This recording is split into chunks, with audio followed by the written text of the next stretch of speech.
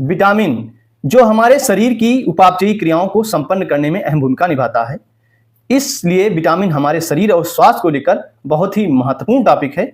इस टॉपिक के माध्यम से हम आपको सारे सवालों के जवाब जो आपके मन में रहते हैं और जो प्रतियोगी परीक्षाओं में आते हैं, अगर अनुमान देखा जाए तो हर एक प्रतियोगी परीक्षा में 1-2 क्वेश्चन देखने को मिल जाते हैं।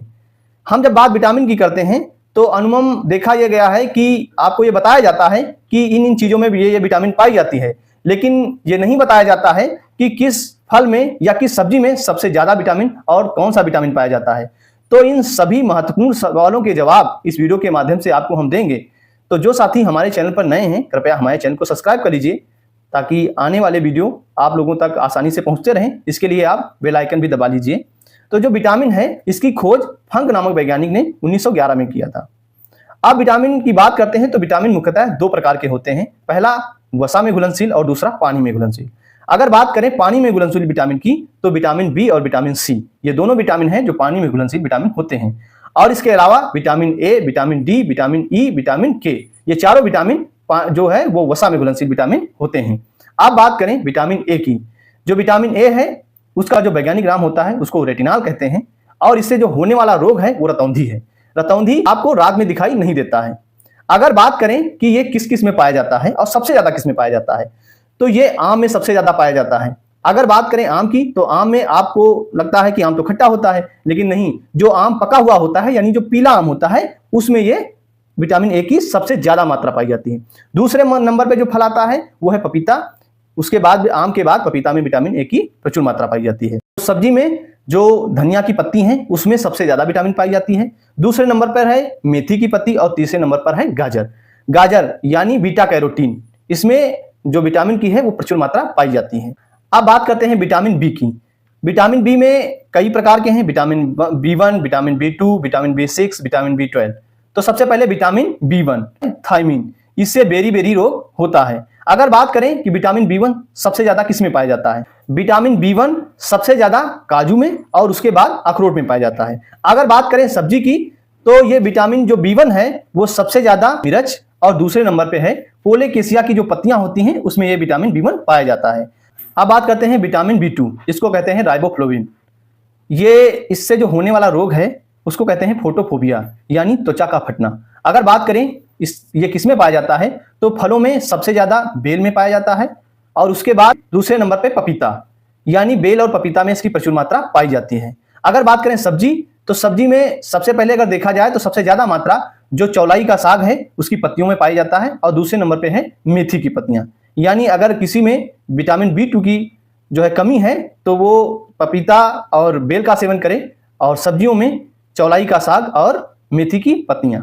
अब वहीं अगला विटामिन है B3, जिसको नियासिन कहते हैं। इससे होने वाला जो रोग है वो गंजापन यानी पेलेग्रा, सबसे ज्यादा किस में पाया जाता है तो ये सबसे ज्यादा जो एवोकाडो फल है उसमें पाया जाता है। उसके बाद मूंगफली और जो अनाज है उसमें पाया जाता है। अब अगला विटामिन है विटामिन B6, जिसको पाइरिडॉक्सिन कहते हैं।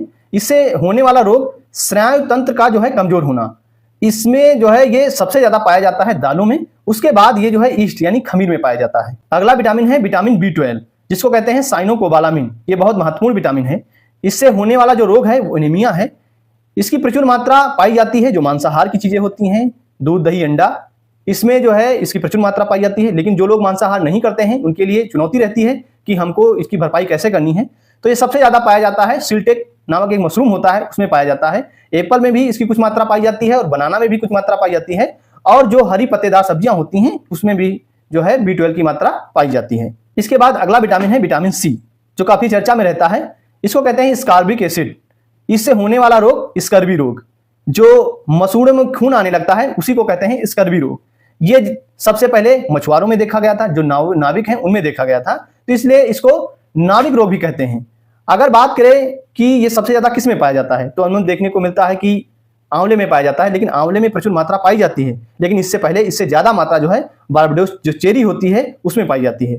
अगर बात करें जो सब्जियां हैं, सब्जियों में सबसे ज्यादा मात्रा डमस्टिक की पत्तियां, उसके बाद धनिया की पत्तियां और फिर मिर्च में इसकी प्रचुर मात्रा पाई जाती है। अगला विटामिन है विटामिन डी, जिसको कहते हैं कैल्सीफेराल। कैल्सीफेराल से ही आपको पता चलता है कैल्शियम जो हड्डियों में पाया जाता है। तो इससे होने वाला जो रोग है वो रिकेट्स है। रिकेट्स जो बच्चे होते हैं उनकी जो हड्डियां होती हैं वो टेढ़ी मेढ़ी हो जाती हैं इसकी कमी से। और अगर बात वयस्कों में की जाए तो ऑस्टियोमलेशिया जो नामक रोग होता है वो वयस्कों में होता है, और इसकी प्रचुर मात्रा जो सूरज की धूप है, जो सुबह की रोशनी होती है, उसमें सूरज की रोशनी में इसकी प्रचुर मात्रा पाई जाती है। अब बात करते हैं विटामिन ई, जिसको टेकोफेराल कहते हैं। इससे क्या होता है, बांझपन यानी बांधता। इसको फर्टिलिटी विटामिन भी कहते हैं। इसकी कमी से जो है मनुष्यों में फर्टिलिटी जो है बहुत ज्यादा प्रभावित होती है। अगर बात की जाए कि इसकी प्रचुर मात्रा किसमें पाई जाती है, तो सबसे ज्यादा प्याज, लहसुन, मछली और अंकुरित अनाजों में इसकी प्रचुर मात्रा पाई जाती है।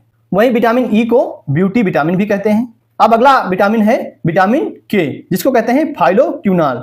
ये रक्त का जो थक्का है उसको जमने में सहायक करता है, तो इसकी कमी से जो है वो रक्त का थक्का नहीं बन पाता है, जिससे क्या होता है कि अगर किसी इंसान में कि जो है कहीं कटाव हो जाता है शरीर में, तो रक्त जो है लगातार बहता रहता है। अगर बात की जाए कि इसकी जो प्रचुर मात्रा है वो किसमें पाई जाती है, तो इसकी प्रचुर मात्रा सोयाबीन और फूल गोभी में पाई जाती है। तो ये रहे सारे विटामिन। इन विटामिन को लेकर आपके सारे सवालों के जवाब इनसे मिल जाएंगे, और अगर आप किसी प्रतियोगी परीक्षा में बैठ रहे हैं तो उम्मीद है इस वीडियो से आपको सभी सवालों का जवाब मिल जाएगा। धन्यवाद।